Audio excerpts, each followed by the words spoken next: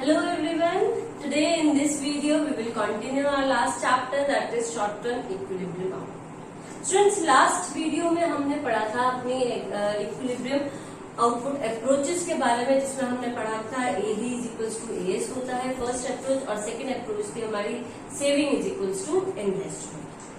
AD equals to AS हम उसमें पढ़ चुके हैं ऑलरेडी कि किस तरह से हमारा इक्विलिब्रियम स्ट्रक करेगा, कहाँ पर स्ट्रक करेगा, कि जब हमारा एग्रीगेट डिमांड एग्रीगेट सप्लाई के इक्वल होगा, और किस तरह से अगर एग्रीगेट डिमांड एग्रीगेट सप्लाई के इक्वल नहीं है, मीन्स एक सिचुएशन है जहां पर एग्रीगेट डिमांड ग्रेटर है एग्रीगेट सप्लाई से, और दूसरी सिचुएशन है कि जहां पर एग्रीगेट डिमांड लेस देन है एग्रीगेट सप्लाई से. तो किस तरह से हमारा इक्विलिब्रियम वहां पर भी रिस्टोर कर जाएगा, वो सब हमने उस वीडियो में पढ़ा. नेक्स्ट आज हम बात करेंगे अपनी नेक्स्ट अप्रोच की, जिसको हम बोल रहे हैं saving is equals to investment. कि हमारा इक्विलिब्रियम कहां पर स्टक करेगा, when our saving is equals to होगी हमारी इन्वेस्टमेंट. देखो यहाँ पर मैंने वही सेम टेबल लिया है जो हमने लास्ट वीडियो में लिया था, जो हमने aggregate demand equals to aggregate supply वाली अप्रोच में लिया था, वही सेम मैंने लिया है, कोई चेंजेस नहीं. इनकम वही 0, 20, 40, 60, 80, उसी तरह से कंजप्शन है, इन्वेस्टमेंट है और AD है. अब यहाँ पर हम निकालेंगे सेविंग S, और सेविंग क्या होता है हमें पता है. देखो income is a combination of consumption and saving. It means saving क्या होगा, हमारा इनकम में से अगर हम कंजप्शन माइनस करें, तो इनकम में से कंजप्शन को माइनस कर दीजिए. 0 minus 30 minus 20 minus 40 minus 20, 40 minus 50 minus 10, 60 minus 60 0, then 80 minus 70 10, 20 and 30. Okay, ये आ गया हमारे पास सेविंग. अब इसी को हम यहाँ पर डायग्रामेटिकली रिप्रेजेंट करेंगे. सबसे पहले हम बनाएंगे इन्वेस्टमेंट. इन्वेस्टमेंट का क्योंकि कांस्टेंट है 20, तो हमारे पास बिल्कुल स्ट्रेट लाइन, हमारा 20 ये है, 20 बिल्कुल स्ट्रेट लाइन आपकी इन्वेस्टमेंट की आ जाएगी इन्वेस्टमेंट.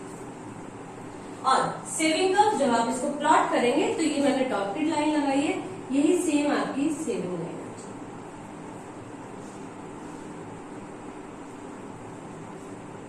30 से शुरू हो रही, minus 30. Okay, so this will be S. अब हमारा इक्विलिब्रियम स्टक कब करेगा, जब हमारी सेविंग किसके इक्वल है, इन्वेस्टमेंट के इक्वल है. तो देखो यहाँ पर 20 एंड 20, इट मीन्स यहाँ पर हमारा सेविंग क्या है, इन्वेस्टमेंट के इक्वल है. और अगर डायग्रामेटिकली देखें तो this one, so this point will be equilibrium point, where I is equals to S, investment is equals to saving. अब देखो, अगर जो सिचुएशन पहले वाली सिचुएशन देखें जहां पर इन्वेस्टमेंट क्या है, ज्यादा है, investment is greater than saving, and उसके बाद इक्विलिब्रियम के बाद वाली सिचुएशन देखें तो वहां पर हमारी investment is less than saving. अब इसका क्या मतलब है, इन सिचुएशन में इक्विलिब्रियम किस तरह से रिस्टोर होगा. देखो अगर आपकी सेविंग ज्यादा है इन्वेस्टमेंट से, इन्वेस्टमेंट कम है सेविंग से, या फिर हम कह सकते सेविंग ज्यादा है इन्वेस्टमेंट से. जब सेविंग ज्यादा है इन्वेस्टमेंट से, इसका मतलब कि लोग जो है एक्सपेंडिचर कम कर रहे हैं, लोग खरीद ही नहीं रहे हैं सामान, अपने पास सेव करके रख रहे हैं उनको. और जब खरीदते नहीं है सामान तो इसका मतलब कि वो क्या कर रहे हैं, यहाँ पर सिचुएशन कैसी आ गई कि जब आपकी एग्रीगेट डिमांड क्या है, लेस देन है एग्रीगेट सप्लाई से.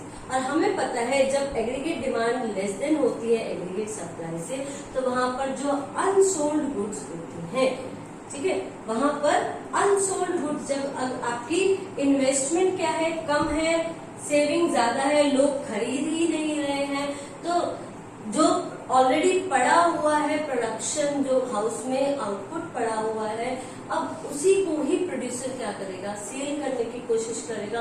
और जब वो सेल करेगा, इसका मतलब वो अब अपना आउटपुट और नहीं बढ़ाएगा, और जब और आउटपुट नहीं बढ़ाएगा तो इसका मतलब इनकम भी क्या हो जाएगी, कम हो जाएगी. और इनकम कम होगी तो फिर सेविंग भी कम होना शुरू हो जाएगी, और सेविंग कम होगी तो कब तक कम होती जाएगी, जब तक कि वो इन्वेस्टमेंट के इक्वल ना हो जाए, और फिर से हमारे पास क्या हो जाएगा, वो इक्विलिब्रियम पॉइंट को रिस्टोर कर लेगी, यानी कि ये तब तक कम होती जाएगी जब तक कि S इक्वल ना हो जाए I। नेक्स्ट सिचुएशन आती है कि जब आपकी सेविंग लेस देन है इनकम से, इन्वेस्टमेंट से। इन्वेस्टमेंट ज्यादा है, सेविंग कम है। सेविंग कम है इसका मतलब कि लोग क्या कर रहे हैं, लोग सेविंग नहीं कर रहे, ज्यादा से ज्यादा इन्वेस्टमेंट की एक्सपेंडिचर ज्यादा कर रहे हैं। और एक्सपेंडिचर ज्यादा कर रहे हैं इसका मतलब एग्रीगेट डिमांड ज्यादा है एग्रीगेट सप्लाई से, और वहां पर जो अनफुलफिल्ड डिमांड है उसको फुलफिल करने के लिए प्रोड्यूसर क्या करेगा, फिर अपना प्रोडक्शन बढ़ाएगा, यानी कि इन्वेस्टमेंट को जो है कम कर क्या करना, इन्वेस्टमेंट नहीं, आपकी जो सेविंग है उसको क्या है बढ़ाने की कोशिश करेगा। और वो बढ़ेगी कैसे, कि जब वो अपना आउटपुट जो है, क्योंकि अनफुलफिल्ड डिमांड है कि जो डिमांड फुलफिल ही नहीं हो रही, वहां पर एग्रीगेट डिमांड क्या है, ज्यादा है एग्रीगेट सप्लाई से। लोग चाहते हैं आपका प्रोडक्ट परचेज करना, लेकिन आपने सप्लाई ही नहीं दी, प्रोड्यूसर सप्लाई नहीं दे रहा, तो अब इस डिमांड को फुलफिल करने के लिए वो क्या कर देंगे, अपना आउटपुट बढ़ा देंगे। आउटपुट बढ़ाएंगे तो इनकम भी बढ़ेगी, और इनकम बढ़ेगी तो सेविंग भी क्या हो जाएगी, स्टार्ट होने लग जाएगी, बढ़नी शुरू हो जाएगी, इंक्रीज होनी शुरू हो जाएगी। और वो तब तक इंक्रीज होती जाएगी जब तक कि वो इन्वेस्टमेंट के इक्वल ना हो जाए। तो यहाँ पर जो सेविंग है वो क्या हो जाएगी, इंक्रीज होती जाएगी, और वो कब तक इंक्रीज होती जाएगी, जब तक कि वो इक्वल ना हो जाए, और फिर से हमारा जो इक्विलिब्रियम का पॉइंट है वो रिस्टोर हो जाए। ओके, तो ये था हमारा इक्विलिब्रियम के अप्रोचेस कि जब हम इक्विलिब्रियम कहाँ स्ट्रक करेगा। एक अप्रोच थी when AD is equals to AS, and second approach थी हमारी when S is equals to I। Paper में आपको क्वेश्चन कई बार क्या आता है कि अगर सिंपल, अगर इस तरह से आ जाए कि आपको इक्विलिब्रियम बताना है कि कहाँ पर स्ट्रक करेगा, तो आप दोनों अप्रोचेस वहां पर करके दिखाएंगे। मेनली जनरली जो क्वेश्चन आता है उसमें डिफाइन होता है कि aggregate demand is equal to aggregate supply वाली अप्रोच करनी है या सेविंग और इन्वेस्टमेंट वाली। तो उसमें क्वेश्चन में डिफाइन होगा कि कौन सा आपको एक्सप्लेन करना है, उसी के अकॉर्डिंग आपने एक्सप्लेन करनी है। उसमें आपने अगर एग्रीगेट डिमांड एग्रीगेट सप्लाई वाली है तो वहां पर आपको पहले बताना है कि एग्रीगेट डिमांड क्या होती है, एग्रीगेट सप्लाई क्या होती है, और उसके बाद उसको डायग्रामेटिकली और शेड्यूल से एक्सप्लेन करना है। और वहां पर भी ये दोनों सिचुएशन की aggregate demand is less than aggregate supply and aggregate demand is greater than aggregate supply, वो दोनों की दोनों सिचुएशंस भी एक्सप्लेन करना। सिमिलरली अगर आपके पास क्वेश्चन आता है कि सेविंग और इन्वेस्टमेंट अप्रोच से आप इक्विलिब्रियम डिफाइन कीजिए, वहां पर आप बताएंगे कि सेविंग फंक्शन क्या है, कि सेविंग का इनकम के साथ कैसा रिलेशनशिप है, पॉजिटिव रिलेशनशिप है, कि जैसे जैसे इनकम इंक्रीज करती जाएगी सेविंग भी हमारी इंक्रीज होती जाएगी। इसी तरह से इन्वेस्टमेंट एक्सपेंडिचर क्या है, हमारे पास जो इन्वेस्टमेंट फंक्शन है वो हमारे यहाँ पर क्या मान के चलते हैं, हम फिक्स मान के चलते हैं कि इन्वेस्टमेंट में कोई इंक्रीज नहीं है, सेम ही कॉन्स्टेंट इन्वेस्टमेंट है। उसके बाद आपने इसको वही शेड्यूल और इस डायग्राम के अकॉर्डिंग एक्सप्लेन करना है। उसके बाद ये दोनों सिचुएशंस भी यहाँ पर एक्सप्लेन करेंगे क्वेश्चन के अंदर, और इस तरह से क्वेश्चन अटेम्प्ट। अब जो मेन यहाँ पर इस चैप्टर में से क्वेश्चंस आते हैं, प्रैक्टिकल क्वेश्चंस भी बहुत मेनली एक ना एक क्वेश्चन जरूर आ जाता है आपके बोर्ड एग्जाम के अंदर।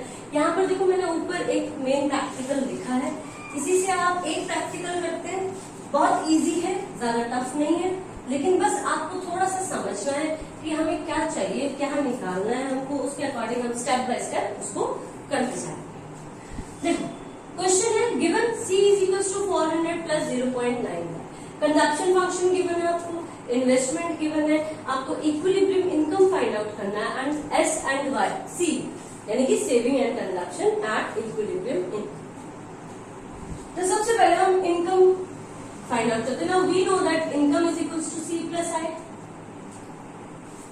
इनकम किसके इक्वल होती है, C प्लस I के, ठीक है, क्योंकि इक्विलिब्रियम की बात कर रहे हैं ना हमने कहा। देखो जनरली हम कह रहे हैं कि Y is equals to C plus S होता है, लेकिन हमने यहाँ पे क्या निकाला, इक्विलिब्रियम, यानी कि AD is equals to AS, तो हम मान के चल रहे हैं तभी तो इक्विलिब्रियम है। और जब ये है इसका मतलब AD किसके इक्वल है, इनकम के, क्योंकि AS इक्वल है इनकम के। तो इसका मतलब मैं यहाँ पे लिख सकती हूँ कि इनकम जो है AD C प्लस I होता है, तो इनकम को हम C प्लस I लिख सकते हैं इक्विलिब्रियम की पोजीशन में है जब। So Y is equal to C plus I, यहाँ पर C क्या है, कंजप्शन फंक्शन 400 प्लस 0.9y और I कितना हमारे पास 4000। y कंपाइल कर देंगे हम, इसको इधर ले आएंगे, y minus 0.9y is equals to 4400 plus कर दीजिए इसको, यहाँ आ गया आपका 0.1y is equals to 4400। So y is equals to 4400 upon में 0.1। डेसिमल रिमूव करेंगे तो इंटू में 10। इनकम कितनी आ गई आपकी 44,000 रुपीज। ये आ गया आपकी equilibrium income. Next first part solve कर दिया।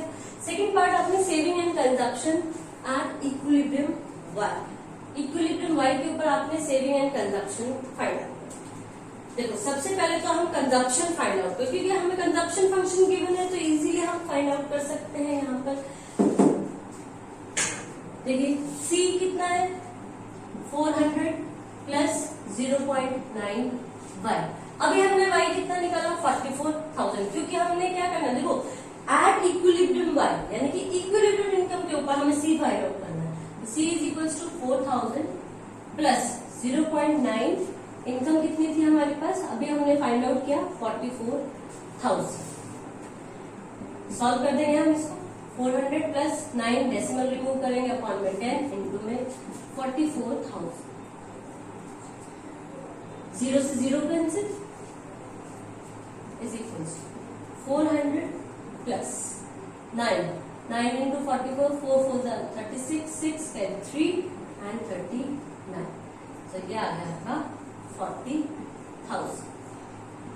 सो इक्विलिब्रियम कंजप्शन कितना आ गया आपके पास 40,000। इसी तरह से आप सेविंग निकाल लेंगे। सेविंग कैसे निकालेंगे, यहाँ देखिए सेविंग फंक्शन हमें पता है that S is equals to क्या होता है minus C bar plus MPS into में इनकम। अब देखो कंजप्शन फंक्शन में MPC था है ना, कंजप्शन फंक्शन, तो अगर MPC हमारा 0.9 है तो MPS क्या हो जाएगा, MPS क्या होता है 1 minus MPC, it will be 1 minus 0.9 and it will be 0.1। यहाँ पे हम प्लेस कर देंगे। यहाँ पे हम किसकी बात कर रहे हैं, ऑटोनोमस कंजप्शन की। ऑटोनोमस कंजप्शन यहाँ पर भी होता है लेकिन सेविंग में नेगेटिव होता है, तो 400 कैसा हो जाएगा यहाँ पर नेगेटिव, माइनस का 400 प्लस MPS हमने अभी फाइंड आउट किया 0.1 और इनकम थी हमारे पास 44,000 माइनस 400 प्लस डेसिमल रिमूव करेंगे अपॉन में 10 इंटू में 44,000। 0 से 0 कैंसिल, यहां से आप निकालेंगे तो क्या आ जाएगा ये 4,000। तो आपका जो इक्विलिब्रियम सेविंग है वो किसके इक्वल आ गया 4,000 के। अच्छा अगर इसको हमने चेक करना है कि ये किस क्या सही है, हमें पता है कि इक्विलिब्रियम की एक और सिचुएशन होती है कि जब हमारा सेविंग किसके इक्वल होता है इन्वेस्टमेंट। जो हमने सेविंग फाइंड आउट किया है 4,000, हमें इन्वेस्टमेंट गिवन था 4,000। क्या ये दोनों इक्वल है, देखो बिल्कुल इक्वल है, ये भी 4,000 गिवन था हमें और हमारा सेविंग भी क्या आया है 4,000 है।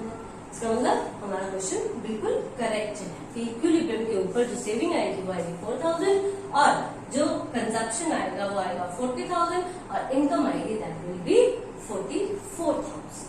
Clear? So that's it for today. Thank you and have a nice day.